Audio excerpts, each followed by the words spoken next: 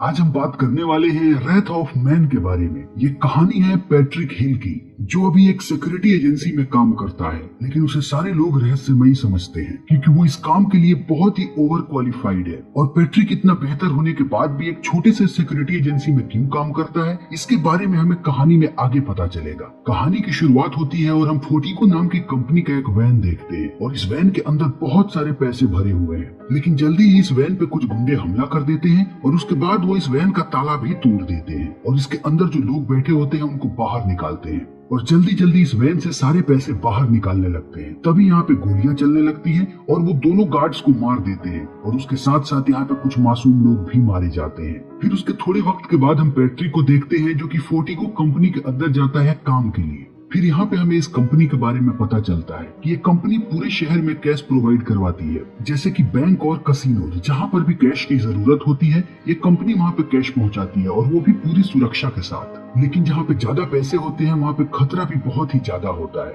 इसीलिए इन्हें अपनी सिक्योरिटी में कुछ काबिल लोग चाहिए। इसीलिए वो अपनी टीम में किसी को भी शामिल करने से पहले उसके बारे में बहुत सारी जानकारियां इकट्ठा करते हैं और उसका टेस्ट भी लेते हैं। और पैट्रिक का बायोडाटा उन्हें बहुत ही इम्प्रेसिव लगता है क्योंकि पैट्रिक ने इससे पहले डेल्टा एजेंसी में काम किया है, इसीलिए कंपनी वाले उसे शामिल करने को तैयार है, लेकिन वो उसका बाकायदा टेस्ट लेंगे। लेकिन यहाँ के लोग पैट्रिक को अपनी टीम में शामिल करने से पहले उसे आगाह कर देना चाहते हैं कि इस काम में कितना ज्यादा खतरा है। इसीलिए वो हाल ही में हुई घटना के बारे में पैट्रिक को बताते हैं कि कैसे दिन दहाड़े कुछ गुंडों ने इनके 2 सिक्योरिटी गार्ड को मार दिया, तो इस काम में खतरा हर एक समय तुम्हारे सर पे मंडराता रहेगा। लेकिन पैट्रिक को इन बातों से कोई फर्क नहीं पड़ता, इसलिए वो शामिल होना चाहता है। तभी यहाँ पे एक आदमी आता है जिसका नाम है बुलेट और ये आदमी यहाँ पे पैट्रिक का टेस्ट लेने आया है। फिर पैट्रिक के टेस्ट की शुरुआत होती है जिसमें उसे सबसे पहले गोलियां चलवाया जाता है ताकि उसका निशाना देखा जा सके। उसके बाद उससे कुछ फिजिकल एक्टिविटी करवाई जाती है और अंत में उससे गाड़ी चलवाया जाता है। फिर बुलेट बताता है कि तुम्हें यहाँ पे जॉब पाने के लिए इस टेस्ट में कम से कम 70% नंबर्स लाने थे और तुम 70% नंबर्स ला चुके हो,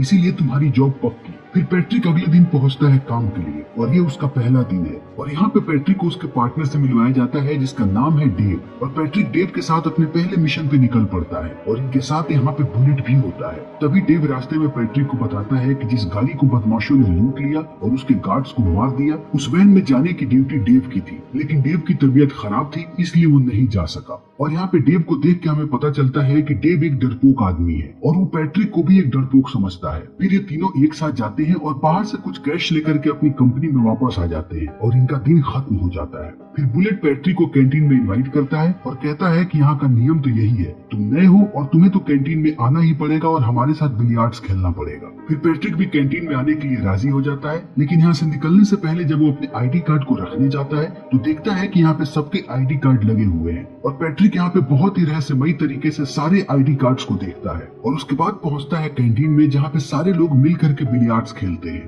तभी यहाँ पे पैट्रिक के पास एक आदमी आता है जो उससे बदतमीजी करने की कोशिश करता है, लेकिन उल्टा पैट्रिक उसकी बेइज्जती कर देता है, जिससे सारे लोग उस आदमी पे हंसने लगते हैं और सबको ये भी पता लग जाता है कि पैट्रिक को ज्यादा बात करना पसंद नहीं। और यहाँ पे लोगों की क्यूरियोसिटी भी बढ़ जाती है पैट्रिक के बारे में और कुछ जानने की कि आखिर ये आदमी कौन है और कहाँ से आया है। तभी उसके अगले दिन पैट्रिक का ग्रुप एक बार फिर बहुत सारे पैसों के साथ शहर में निकलता है और दूसरी जगह पैसे लेने के लिए बुलेट अंदर जाता है और इनकी गाड़ी बाहर खड़ी होती है। लेकिन जब बुलेट बहुत देर तक वापस नहीं आता तब डेव उसे कॉल करता है, लेकिन बुलेट का फोन कोई और उठाता है और वो इनसे कहता है कि वो अभी के अभी उस गाड़ी को लेकर के यहाँ पे आए वरना ये लोग बुलेट को मार देंगे। तब डेव पैट्रिक से कहता है कि हमें अभी के अभी सेफ हाउस पे वापस जाना पड़ेगा क्योंकि हमें बताया जाता है कि ऐसी सिचुएशन में हमें वापस अपने सेफ हाउस पे आ जाना चाहिए। तब पैट्रिक कहता है कि हम ऐसा बिल्कुल भी नहीं कर सकते, बुलेट हमारा साथी है और हम उसे बिल्कुल भी मरने नहीं दे सकते। इसीलिए दोनों लोग वैन लेकर के उस जगह पे पहुंचते हैं जहां उन लोगों ने इसे बुलाया है। तभी उनकी गाड़ी से एक बंदा बाहर निकलता है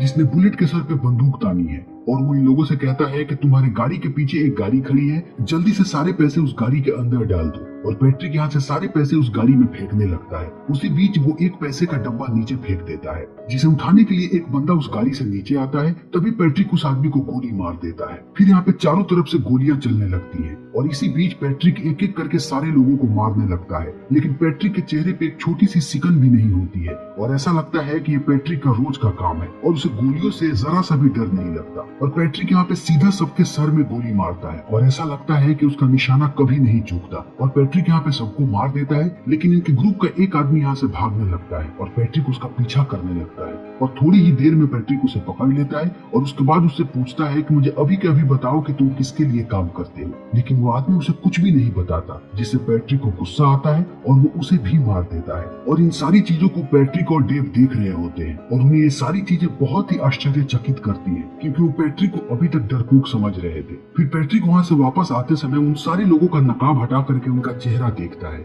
और इसे देख के ऐसा लगता है कि वो किसी को ढूंढ रहा है। फिर जब पैट्रिक एजेंसी वापस आता है तब यहाँ के मैनेजमेंट की टीम के कुछ लोग उसके सामने बैठे होते हैं और उनके पास इसका पूरा ब्यौरा होता है और वो बताते हैं कि तुमने टेस्ट में सिर्फ 70% नंबर्स लाए थे, लेकिन आज तुमने जो किया है वो 100% है। तुम्हारा निशाना एक बार भी नहीं चुका और तुमने सारे बदमाशों के सर में गोली मारी है। ऐसा कैसे हो सकता है? तब पैट्रिक कहता है कि जब जान खतरे में होती है तो निशाना अपने आप लगने लगता है और मेरे साथ भी कुछ ऐसा ही हुआ। लेकिन पैट्रिक के चेहरे को देख के साफ साफ ये बात महसूस होती है कि वो झूठ बोल रहा है। लेकिन मैनेजमेंट वाले इससे बहुत खुश होते हैं क्योंकि आज इसने उनका बहुत सारा पैसा बचाया है और वो ऐसे ही लोगों को अपनी टीम में चाहते हैं। लेकिन जब पैट्रिक उस कमरे से बाहर आता है तभी उसके पास टेरी नाम का एक आदमी आता है और उससे कहता है कि हमारे यहाँ का नियम है कि जिसके साथ हाल ही में कोई घटना हुई है उसे डेस्क जॉब करना पड़ेगा अगले कुछ महीनों के लिए। तब पैट्रिक कहता है कि वो डेस्क जॉब नहीं करना चाहता और वो फील्ड में काम करना चाहता है। लेकिन टेरी उसकी एक बात नहीं सुनता और कहता है कि यहाँ का नियम तो यही है। तभी यहाँ पे हम इस कंपनी के सीईओ को देखते हैं जो कि पैट्रिक के पास आते हैं और कहते हैं कि अगर तुम नहीं चाहते कि तुम डेस्क जॉब करो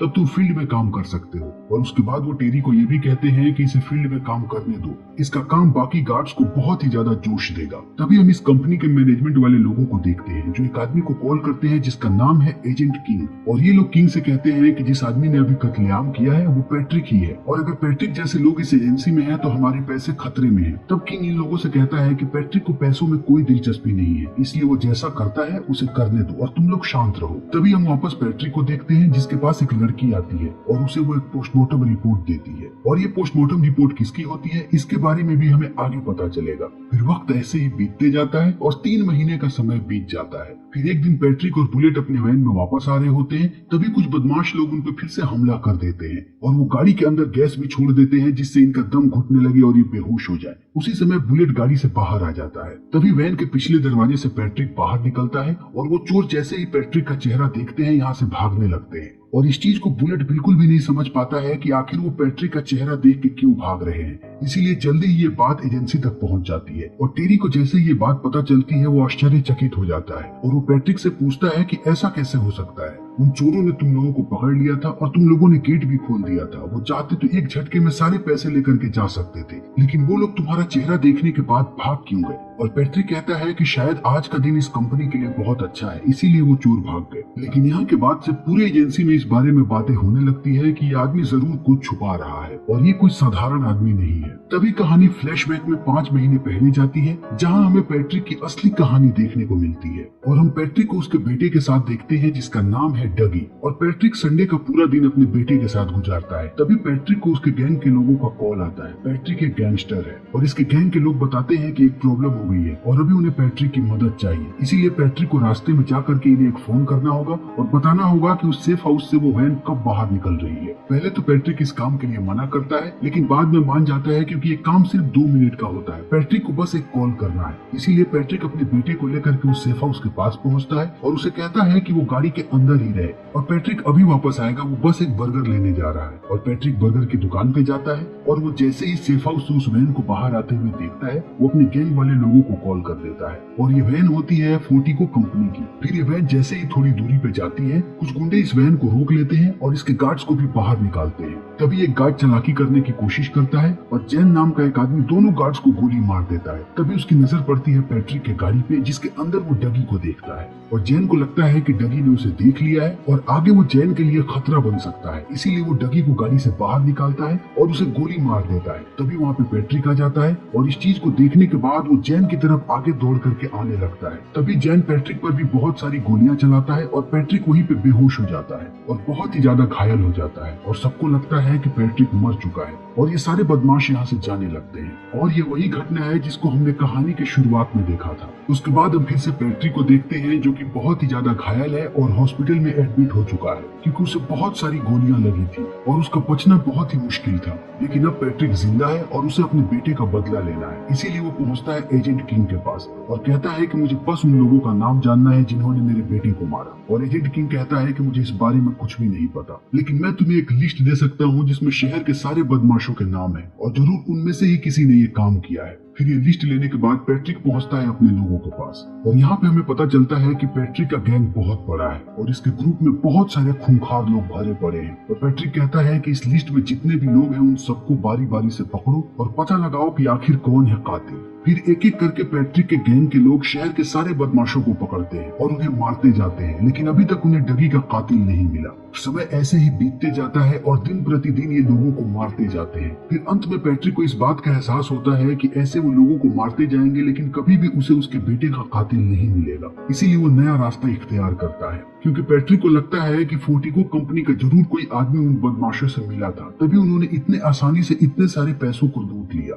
उसके बाद हम उसी औरत को देखते हैं जिस औरत ने थोड़े समय पहले पैट्रिक को वो पोस्टमार्टम रिपोर्ट दी थी। और यहाँ पे ये औरत पैट्रिक को एक नया नाम, नया पासपोर्ट और उसके साथ साथ नया वर्क एक्सपीरियंस, और इस लड़की ने पैट्रिक की ऐसी प्रोफाइल बनाई है जिसमें ये बताया जाता है कि पिछले 11 साल से पैट्रिक डेल्टा कंपनी में काम कर रहा है। और ये सब कुछ यहाँ पे इसलिए किया गया है कि पैट्रिक को फोर्टिगो कंपनी में नौकरी मिल सके। और फिर पैट्रिक को उस कंपनी में नौकरी मिल भी जाती है और फिर पैट्रिक की खोज की शुरुआत होती है जिसे हमने कहानी के शुरू से अभी तक देखा है। फिर हमारे सामने वो सारे कातिल आते हैं जिन्होंने डगी को मारा था और ये सारे लोग अभी छुपे हुए हैं और बाहर नहीं निकल रहे और इन सबके चेहरे पे ये परेशानी नजर आती है कि ये कैसे भी बाहर निकलना चाहते हैं। तभी हम इनके बॉस को देखते हैं जिसका नाम है जैक्सन। और जैक्सन लोगों की नजर में एक शरीफ इंसान है, लेकिन लोगों को जैक्सन का असली रूप पता नहीं कि उसने अपना एक गिरोह बना रखा है और वो शहर से बहुत सारे पैसे लूट रहा है। और यहाँ पे जैक्सन को भी पता है कि उसके गिरोह के सारे लोग परेशान हैं और वो कुछ काम करना चाहते हैं, यानी कि चोरी। इसीलिए जैक्सन सबको समझाने की कोशिश करता है कि अभी हमें कुछ और दिन अंडरग्राउंड रहना पड़ेगा, क्योंकि जो कांड इन लोगों ने अपने आखिरी काम में किया है उसकी वजह से इन्हें छुपना पड़ रहा है। और इनका एक आदमी है फोर्टिगो कंपनी में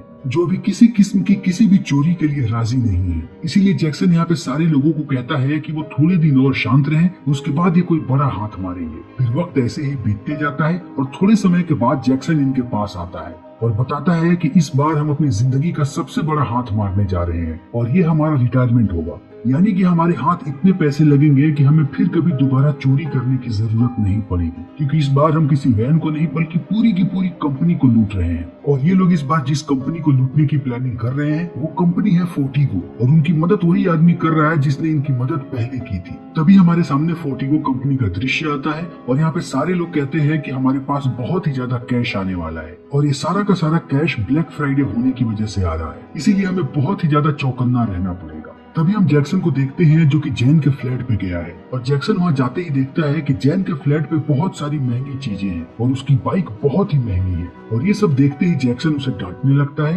और कहता है कि तुम्हें शायद पता नहीं कि इसका अंजाम क्या हो सकता है। और यहाँ पे जिस तरीके से जैन जैक्सन को देखता है हमें पता चलता है कि जैन जैक्सन को बिल्कुल भी पसंद नहीं करता। जैन पहले आर्मी में था, इसीलिए वो किसी को भी समझ में नहीं आता और वो किसी भी वक्त कुछ भी कर सकता है। तभी हम पैट्रिक और बुलेट को देखते हैं जो कि बहुत सारा पैसा लेकर के कंपनी की तरफ वापस आ रहे हैं। इसी बीच बुलेट पैट्रिक से कहता है कि मैं तुम्हें एक राज की बात बताना चाहता हूँ। दरअसल मैं बाहर के कुछ लोगों की थोड़ी सी मदद करता हूँ और मेरी मदद से वो इस गाड़ी को हमेशा ही लूट लेते हैं और लूटने के बाद वो मुझे मेरा हिस्सा बड़ी ही आसानी से दे देते हैं। लेकिन पिछली बार थोड़ी गड़बड़ हो गई। जिनको मैंने खबर दी थी और जिन्होंने उस गाड़ी को लूटा था उन लोगों ने 2 गार्ड्स को मार दिए और उसके साथ साथ कुछ मासूम लोगों को भी। इसीलिए हमारी प्लानिंग है कि इस बार हम पूरी की पूरी कंपनी ही लूट लेंगे और मैं चाहता हूँ कि इस काम में तुम मेरा साथ दो। फिर इस बात को सुनते ही पैट्रिक कहता है कि अगर मैं तुम्हारा साथ दूंगा तो मुझे क्या मिलेगा। तब बुलेट कहता है कि अगर तुम मेरा साथ दोगे तो तुम जिंदा रहोगी और अगर साथ नहीं दोगे तब तुम्हें मरना पड़ेगा। फिर इस बात को सुन के पैट्रिक शांत हो जाता है और इसका साथ देने के लिए राजी हो जाता है क्योंकि उसे कैसे भी अपने बेटे के कातिलों तक पहुंचना है। फिर बुलेट एक जगह अपनी वैन रोकता है और बुलेट के गिरोह के कुछ लोग आकर के इस वैन के अंदर बैठ जाते हैं और उसके साथ साथ वो पैट्रिक के हाथ भी बांध देते हैं क्योंकि उन्हें अभी भी पैट्रिक पर भरोसा नहीं है। फिर बुलेट वैन को लेकर के पहुंचता है कंपनी के अंदर, जहां सारे चोर उस वैन से बाहर आते हैं और वो सब पे बंदूक तान देते हैं। फिर अंदर के लोगों को सेफ का दरवाजा खोलने के लिए कहते हैं और जब वो दरवाजा नहीं खोलते तब ये गोलियां चलाने लगते हैं और अंत में उन्हें दरवाजा खोलना ही पड़ता है। फिर जैसे ही दरवाजा खुलता है ये सारे लोग पैट्रिक को अंदर लेकर के जाते हैं और उसके पैर भी बांध देते हैं और उसके साथ साथ ये लोग डेव और टेरी को भी बांध देते हैं। तभी हम देखते हैं कि जैक्सन एक बड़ी सी गाड़ी लेकर के कंपनी के अंदर आता है और ये सारे लोग सारे पैसों को उस गाड़ी के अंदर डालने लगते हैं। तभी पैट्रिक अपने पास के एक आदमी पे हमला कर देता है और उसे मार देता है और मारने के बाद वो अपने आप को भी आजाद कर लेता है। फिर वो उस आदमी की शक्ल देखता है जिसको उसने मारा है और शक्ल देखते ही उसे पता चलता है कि ये जैन नहीं है जिसने उसके बेटे को मारा था। फिर पैट्रिक उन चोरों जैसे कपड़े पहन लेता है और एक एक करके उन्हें मारने लगता है, लेकिन उसे अभी भी जैन नहीं मिलता जिसने उसके बेटे को मारा था और पैट्रिक ऐसे ही सारे लोगों को धीरे धीरे मारता जा रहा होता है। तभी हम बुलेट को देखते हैं जो डेव से एक बंदूक मांगता है क्योंकि डेव को इसके बारे में पता नहीं है कि बुलेट एक गद्दार आदमी है, इसीलिए डेव उसे बंदूक दे भी देता है, लेकिन बुलेट उसी बंदूक से डेव को मारता है और उसके साथ साथ अपने कई और साथियों को। तभी हम देखते हैं कि जैक्सन बहुत ही ज्यादा घायल हो चुका है और वो यहाँ से बाहर निकलने की कोशिश कर रहा है और उसके साथ यहाँ पे सिर्फ जैन है, यानी कि उसके गिरोह के बाकी सारे लोग मर चुके हैं और ये लोग यहाँ से निकल नहीं पा रहे क्योंकि पैट्रिक इन्हें निकलने नहीं दे रहा।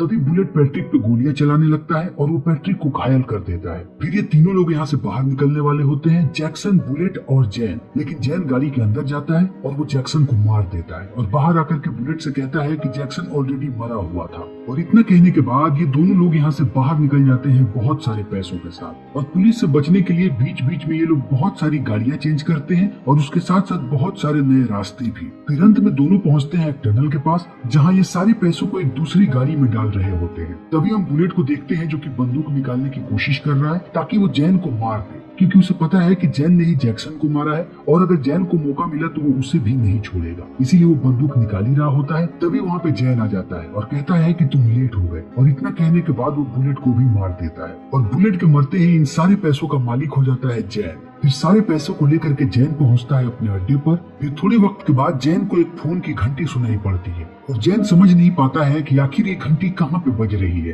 तभी वो देखता है कि पैसों के बैग में एक फोन है और वो जैसे ही उस फोन को उठाता है वो देखता है कि उसके सामने पैट्रिक बैठा हुआ है, क्योंकि इस फोन को पैट्रिक ने इस बैग में रखा था ताकि ये लोग भाग भी जाएं तो पैट्रिक उन्हें पकड़ सके। और यहाँ पे पैट्रिक जैन से कहता है कि क्या तुम मुझे पहचान रहे हो, मैं वही आदमी हूँ जिसके बेटे को तुमने बड़ी ही बेरहमी के साथ मारा था। फिर इस बात को सुनते ही जैन को इसका चेहरा याद आ जाता है कि इसने उसे कहाँ देखा था और इतना कहने के बाद पैट्रिक जैन को अपने बेटे की पोस्टमार्टम रिपोर्ट देता है और कहता है कि मैं चाहता हूँ कि तुम इसे जोर से पढ़ो। फिर पैट्रिक इस रिपोर्ट को जोर जोर से पढ़ने लगता है और इस रिपोर्ट में लिखा हुआ होता है कि डगी को आखिर कहाँ कहाँ गोली लगी थी। फिर पैट्रिक भी जैन को उन्हीं जगहों पे गोली मारता है जहाँ पे जैन ने डगी को मारी थी और पैट्रिक यहाँ पे जैन को बहुत सारी गोलियां मारता है और जैन यहीं पे मर जाता है। फिर पैट्रिक बाहर निकलता है और उसे एजेंट किंग मिलता है और पैट्रिक यहाँ पे कहता है कि कंपनी के सारे पैसे ऊपर हैं, उन्हें लो और कंपनी को वापस कर दो। और इतना कहने के बाद पैट्रिक यहाँ से चला जाता है और ये फिल्म यहीं पे खत्म हो जाती है। तो दोस्तों हमारी आज की ये वीडियो यहीं पे खत्म होती है। उम्मीद है कि आपको हमारी ये वीडियो पसंद आई होगी।